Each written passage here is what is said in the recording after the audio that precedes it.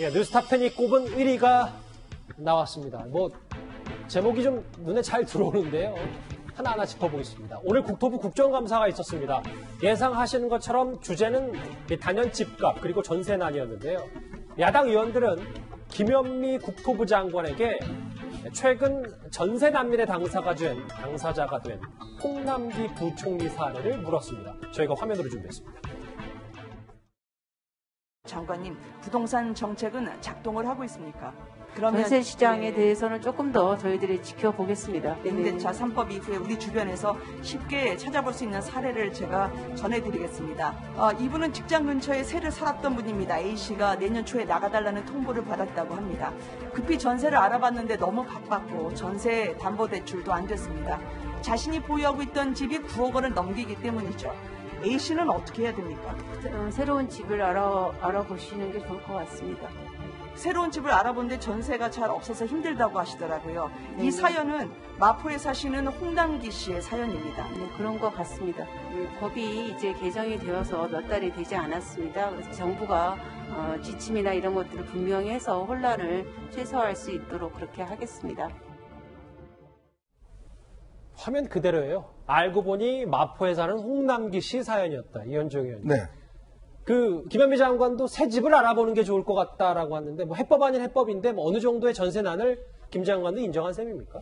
뭐 그렇죠. 지금 사실은 아주 대표적인 케이스가 지금 홍남기 부총리가 겪고 있는 상황이 보면 이번에 통과된 임대차 3법 이 등등에 대한 가장 어떤 면에서 적나라하게 지금 보여주고 있는 거거든요. 예. 뭐 인터넷에 보니까 그런 이야기도 있더라고요. 남기영 집값이 왜 이래? 라는 그런 패러디도 있던데 이 문제는 뭐냐면 이게 어떤 정책을 어떤 이야기할 때 그 정책의 자체에 대해서는 선의가 있을 수가 있어요. 자, 예를 들어서 임대차 하시는 분들의 어떤 권한을 보장해준다 할 수가 있는데 문제는 이 경제정책이라는 거는 시장에 들어갔을 때는 생각한 것과 영 어떤 반대의 어떤 효과가 나타나기도 하고 네. 또 시행 과정에서 굉장히 어떤 혼란이 있기도 합니다. 자, 그렇기 때문에 유능한 정부 같은 경우는 이런 혼란들을 어떤 면에서는 최소화하면서 정책이 빨리 안착될 수 있도록 하는 것이 정부의 능력인데 근데 문제는 저는 홍남기 부총리가 이번에 겪으면서 아마 본인이 생각했을 거예요. 자, 이분도 지금 뭐 경제 관료를 하루 이틀 하는 게 아니지 않습니까? 근데 이 정책을 딱 시행해 보니까 이미 시장에서 나타나는 효과는 어떤 면에서 본인들이 생각하지 않는 효과가 벌써 나타나고 있는 거거든요. 김현미 장관도 마찬가지입니다. 지금 아무리 여당과 이런 데서 임대차 3법 필요하다, 좋다라는 이야기가 있지만 이 정책이 나타나면 시장은 거꾸로 움직입니다. 바로 그거를 평가를 해서 정책을 시행해야 되는데 문제는 지금 아시겠지만 지금 오늘 아침에 보도에 따르면 강동구에 3,000세대 아파트가 있는데요. 거기에 전세가 한 채도 없답니다. 자, 이렇게 되면 지금 전세를 당장 구해야 하는 분들, 또 집을 지금 빨리 알아봐야 되는 분들, 이분들 같은 경우는 정말 절망스러운 상황에 있을 수가 없어요. 그러다 보니까 지금 서울이 아니라 서울 외에 경기도 인천에도 집값이 뛰고 있어요.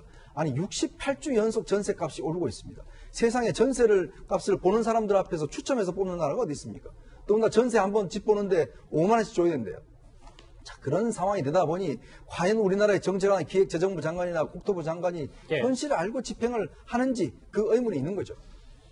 여기 보시는 것처럼 집주인이 실거주하니까 마포 전세에선 나가야 되고 그리고 본인 의왕집 같은 경우는 현 세입자가 마음을 바꿔서 계약 갱신을 요구하니까 글쎄요, 팔 수도 없고 최진봉 교수님. 네. 근데 이제 다음 화면을 보면 그래서 부랴부랴 뭐 우리 정부 당국이 홍남기 방지법이라는 거를 좀 만들려고 하는데 이거 좀 너무 늦은 건 아닌지 모르겠어요. 그러니까 이런 상황을 예측하지 못했던 부분이 있는 것 같아요. 그러다 보니까 이제 부랴부랴 이런 부분을 만들 수밖에 없었는데 공긴 지금 말씀하신 것처럼 원래는 실거주자가 매입을 하려고 해서 홍남기 부총리가 팔았던 거잖아요. 그런데 거기에 사시고 있던 전세로 사시고 있던 분이 갑자기 마음을 바꿔서 계약 갱신 청구권을 사용하시겠다고 하고 계속 살겠다고 하니까 결국 이제 매매가 어려워지는 상황이 되지 않겠습니까? 이러다 보니까 이런 일을 방지하기 위해서 공인중개사가 매매를 할 때 아예 그 세입자하고의 계약 갱신 청구권을 행사하는지 여부를 바로 적도록 해야 한다. 즉 계약서상에 이분이 지금 전세를 살고 있는 분이 나갈 것인지 아니면 계속 살 것인지 하는 부분에 대한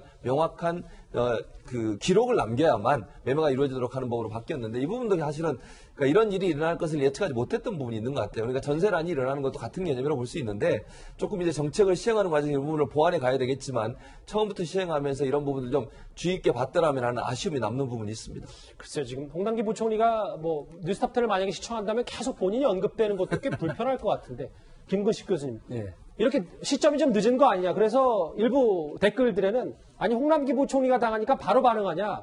홍남기 부총리 살리려고 홍남기법 바꾸냐 좀 쓴소리들이 나오고 있거든요. 그렇죠. 그러니까 애초에 정책의 가장 효율성이라는 것은 그 정책을 시행했을 때 예상되는 부작용에 대한 대책을 다 마련하고 시작을 해야 되는 겁니다. 그런데 이번 임대차 3법을 어떻게 통과시켰습니까? 국민 여러분 다 기억하시는 게 거대 여당으로 총선 직후에 180석을 다 확보한 다음에 정말 야당의 모든 것들을 다 밀어붙인 다음에 완전 일방통행으로 강제 통과를 시키지 않았습니까? 그러니까 이 임대차 3법이라고 하는 통과 방식도 국민들이 볼 때는 정말 여당의 거대 독주를 했던 것이고 그 내용도 보니까 사실은 많은 임대인들을 보호한다고 합니다만 대한민국 이 전세 시장이나 이 주택 시장이라는 게 굉장히 복잡한 건데 임대인을 보호하고 임차인을 보호한다는 그 말로만 돼가지고 부작용을 예상할 수 없는 게 아닌데 정작 이제 와서 홍남기 부총리가 당사자가 돼서 오더가도 못하는 신세가 되니까 그러면 보완책을 다시 만들어서 개정을 하겠다. 이렇게 하는 것이니 국민들이 볼 때는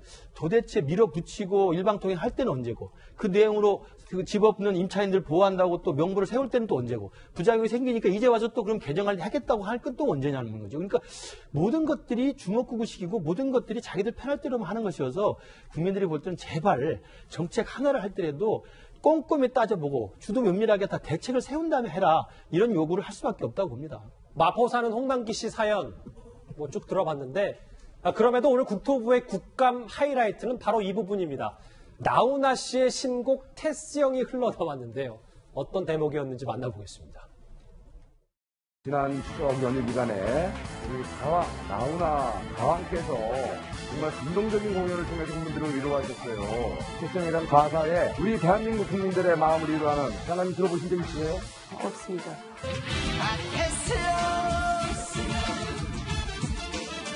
세상이 왜 이래 26번 이어지는 주택정책으로 국민들의 삶이 주택 때문에 핍박해지고 팍팍해지고 험난해졌다.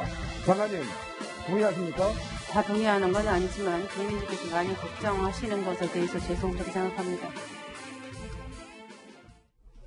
글쎄요. 이 나훈아 씨의 이 신드롬이 국감장까지 좀 번진 것 같은데 이현지역에. 네.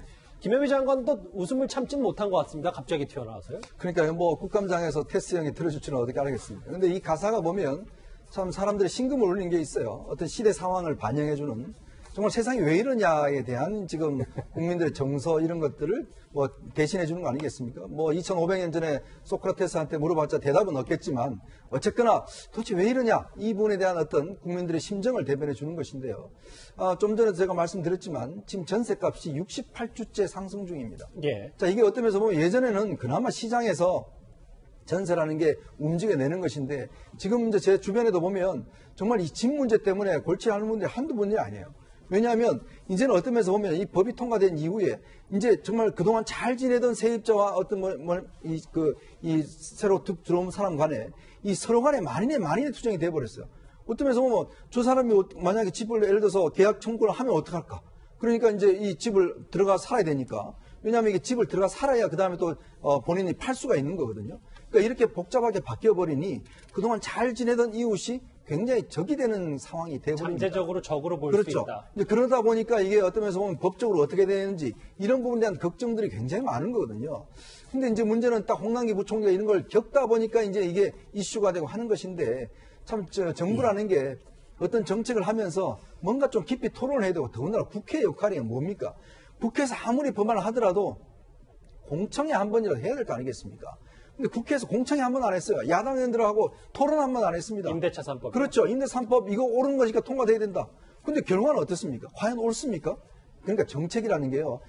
말이 어떤 뜻이 옳다고 해서 실질에 옳은 게 아니라는 걸 좀 더 저는 강조를 하고 싶습니다. 물론 뭐 적응 기간이 있을 수 있고 나중에는 임대차 3법이 안정화가 될 수 있겠습니다만 지금의 전세난은 그리 시장에 호의적이지 않습니다. 여기 김현미 장관이 다 동의하는 건 아니지만 국민들께서 이 전세난에 대해서 걱정하는 것에 대해서 죄송하게 생각한다 얘기를 했습니다. 좀 더 저희가 오늘 국감 본질로 가보겠습니다. 그리고 한 야당 의원은요. 김현미 장관에게 주택 현장 가보신 적 있냐면서 다시 한번 오디오를 활용했습니다. 혹시 최근에 주택 현장 가보신 적 있습니까? 제가 한번 특히 그 전세 문제 그 현장의 목소리를 한번 좀 담아봤습니다. 전세 매물이 실질적으로 거의 제로입니다. 1년 전에 비하면 5억에서 한 7, 8억 오르셨다고 보면 될 겁니다. 지금 매물 거의 없고요. 제 터무님 없이 굉장히 많이 올랐어요. 전세 매물은 전혀 없습니다. 없습니다. 아예 없어요. 2배. 2억짜리면 4억, 5억짜리면 10억. 지금 여기도 없습니다, 거의. 최근 들어서 시장의 매매 시장의 안정세가 나타나고 있고 전세 시장에 있어서 불안이 계속되고 있는 상황입니다. 이런 문제들이 잘 해결될 수 있도록 최선을 다하겠습니다.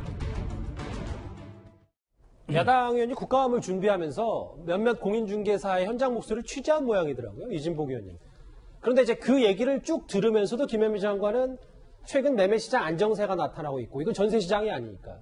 전세 시장은 잘 해결될 수 있도록 최선을 다할 것. 이 말 어떻게 해석하십니까? 장관이 현장을 너무 모르는 것 같습니다. 아마 장관이 현장을 가보고 싶어도 지금 사실 겁이 나서 못 나가는 거 아닌가 싶은 생각이 들 정도인데 예. 이 정부의 임대차 보호법은 제가 보기에는 졸속하고 무리의 대명사가 이제 되어버렸습니다. 사실 홍남기 장관이 오갈 데가 없으니까 또 이 졸속 정책을 앞으로 쏟아낼 것 같은 예감이 팍 오는 것이 지금 국민들의 느낌인 것 같습니다. 만약에 방지법을 만들어도 그것조차 졸속일 수 있다. 네. 그리고 저는 정책이 참 신뢰가 가장 중요하다고 생각하거든요.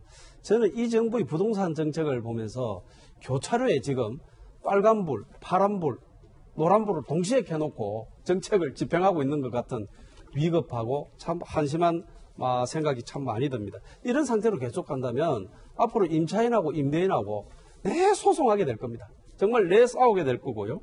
시장에 대한 이해도가 없는 극단적 아마추어리즘에 대한 시장의 저는 복수가 지금 시작되고 있는 거 아닌가 이런 생각이 듭니다. 알겠습니다. 사실 지금까지 이 김현미 장관을 둘러싼 논란 가운데에는 부동산 인식 관련이 있잖아요. 상황 인식. 김 장관은 어떤 통계를 보고 집값이 안정적이라고 말하는 건지 여러 비판의 목소리가 있었습니다.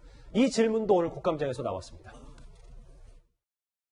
이명박 정부 때 감정원 통계가 기준했을 때 얼마나 올랐는지 그리고 박근혜 문재인 정부에서 얼마나 올랐는지를 국민은행 통계하고 비교를 한번 해봤습니다. 무려 38배의 차이가 나는 겁니다. 감정원 통계를 작성하기 시작한 건 13년부터입니다. 그러니까 이명박 정부 때는 감정원에서 통계를 만들지 않았고요. 2018년도 하반기 이후에 격차가 크게 벌어졌다는 팩트는 인정을 하시는 겁니까? KB 통계의 경우에는 국가 중심으로 만들어지기 때문에 격차가 벌어질 수밖에 없다라는 점. 그 부동산 상황인식 통계 논란을 제가 쭉 지켜보면 최 교수님, 예. 이거는 뭐 어떤 통계를 들으느냐 마나가 문제가 아니라 결국 얼마나 부동산 상황인식이 국토부가 잘 돼 있는지 안 돼 있는지 문제인데 글쎄요. 김현미 장관은 공식 통계 얘기를 계속 언급하는 게 그래서 여러 지적을 받고 있는 건지 아닙니까? 그러니까 이제 실제적으로 예를 들면 KB 같은 경우에는 이제 공식 통계는 아니지만 외부에서 사기업이 하는 거잖아요. 그리고 나서 그거는 이제 일정 부분 여론이나 아니면 현장에서 일어난 여러 가지 거래 이런 것들을 기반으로 해서 했다고 볼 수 있어요. 그래서 그것도 일정 부분 의미가 있다고 보여지고 한국감정원 같은 경우는 이제 국가에서 운영해서 2013년부터 통계를 하고 있기 때문에 거기는 국가에서 공식으로 운영하는 곳이니까 그 자체가 또 의미가 있다고 볼 수 있겠죠. 뭐 2013년에 시작을 했으니까 현 정부 출범하기 전부터 했으니까요. 다만 여기에 괴리가 있고 격차가 있다는 것은 물론 여러 가지 이유는 있을 수 있을 것 같아요. 김현미 장관이 얘기했던 것처럼 KB 통계 같은 경우 호가를 중심으로 하게 되면 사실 실거래가하고는 약간 차이가 있을 수 있거든요. 그래서 보정도 필요한 부분이 있는 것 같고 그럼에도 불구하고 이 둘 차이의 격차가 이렇게 일어나는 부분은 국토부가 면밀히 살펴볼 필요가 있어요. 왜냐하면 왜 이게 차이가 나는 것일까 그러면 통계 방법에 문제가 있는 것인지 아니면 뭐 표본의 선택에 문제가 있는 것인지 아니면 실거래가와 실제 보고 신고하는 가가 차이가 있는 건지 하는 부분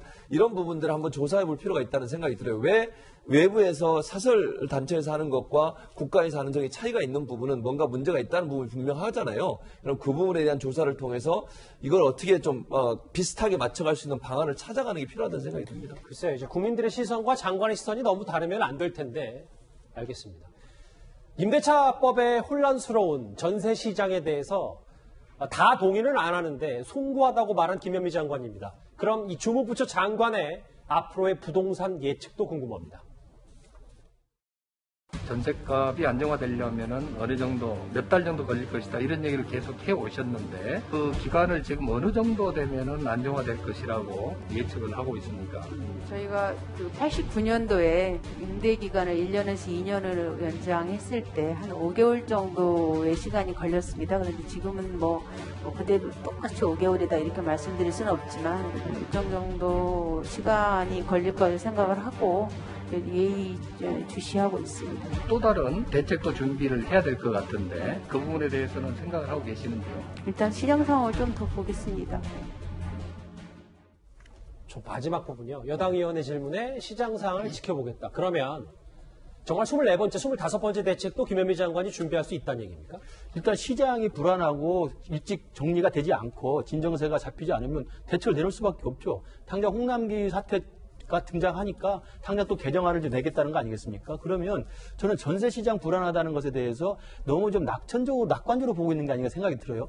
지난번에 의무기 임대 기간을 1년에서 2년 기했는데 5개월 했다. 그러니까 5개월이면 된다는 이야기인지 아니면 2+2니까 그러면 10개월이면 된다는 이야기인지 저는 그렇게 너무 단순하게 볼 문제는 아니다는 겁니다. 왜냐하면 임대차 3법이 갖는 것은 단순히 기간을 1년 더 연장한 게 아니라 4년을 기본 의무로 한 데다가 5% 상한선을 둔 데다가 또 계약 갱식 청구권이라는 것이 소송이 들어가고 그다음에 실수요자 소유주가 직접 들어간다고 한다면 내놔야 되는 복잡한 내용이 돼 있거든요. 단순히 기간만 들린 건 그렇습니다. 아닙니다. 그러니까 그런 정도가 다 안정이 되려면 제가 볼 때 상당 기간이 소요될 수 있다. 그렇기 때문에 지금 이야기하는 김현미 장관의 이야기가 내년에 그러면 또 다시 후속책으로 또 그야말로 그냥 덧씌우듯이 다른 또 부작용을 또 방어하기 위해서 내놓을 수 있는 대책이 있다는 것인지 좀 궁금하고요.